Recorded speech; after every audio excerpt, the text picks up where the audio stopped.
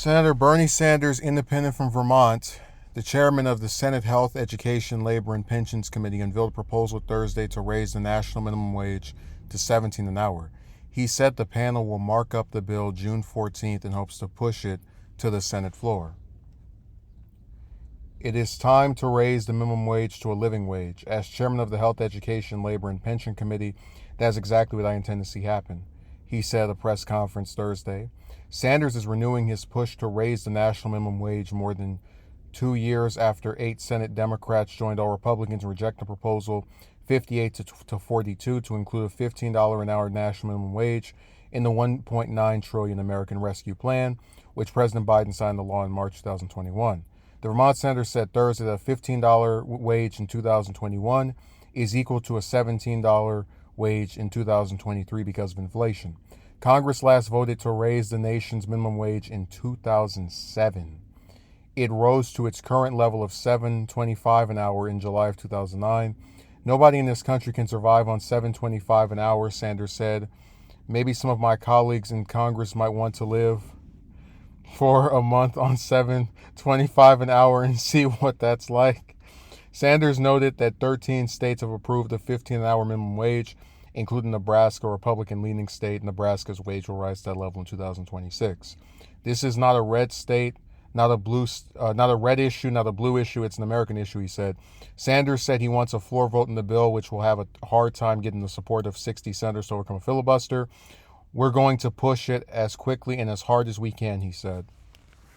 So I want to vote in the bill, not because I think it has any chance of passing. And I would say that even if the Democrats had 60 plus seats, because for some reason, anytime you have a thing that could actually benefit people, that's like really appealing and, well liked and whatnot, there's always some number of senators, even from the majority party, when they have enough votes in a hypothetical sense, that just cannot be bothered to vote the way that the people want them to.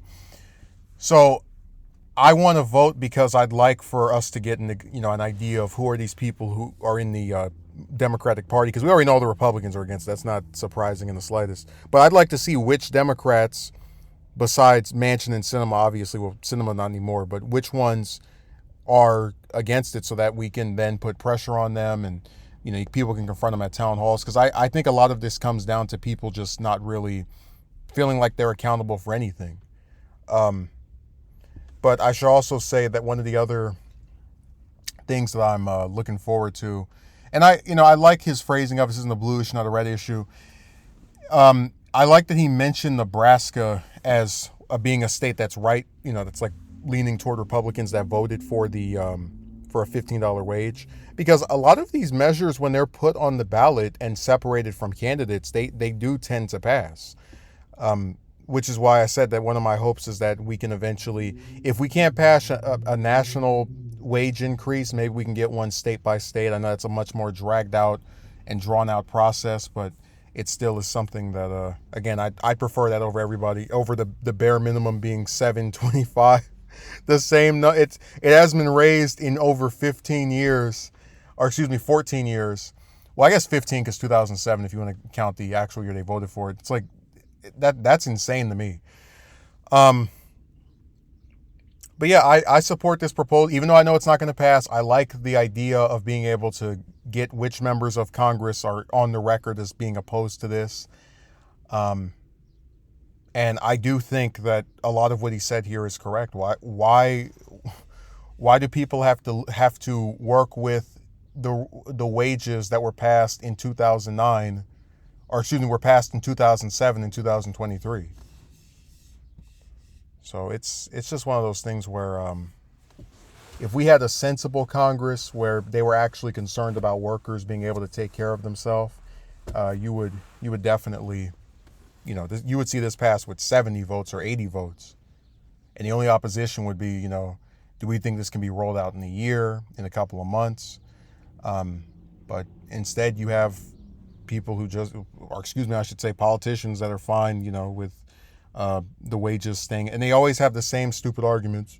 If you raise the wages, then their smaller businesses are going to have to let people go. It's like, well, hell, if they can't afford to pay their workers a living wage, then what's the point of the job? Like I've said before, a job's primary purpose is supposed to be that the person who works it is able to take care of themselves and afford basic living conditions. So if someone's not able to do that when they're working a job because they're only getting paid $7.25 an hour, and they have to take 2 or 3, it's not sustainable in and of itself. And like I said, a lot of these conservatives would favor getting rid of the minimum wage altogether and having people work for $1, which is why one of their heroes, Trump, got the illegal immigrants to work for $2 or $3 in his, with the stipulation that if they try to tell anybody, then they'll get in trouble for being illegal. So the ones who are against this are pretty much just trying to shortchange people for what they're worth.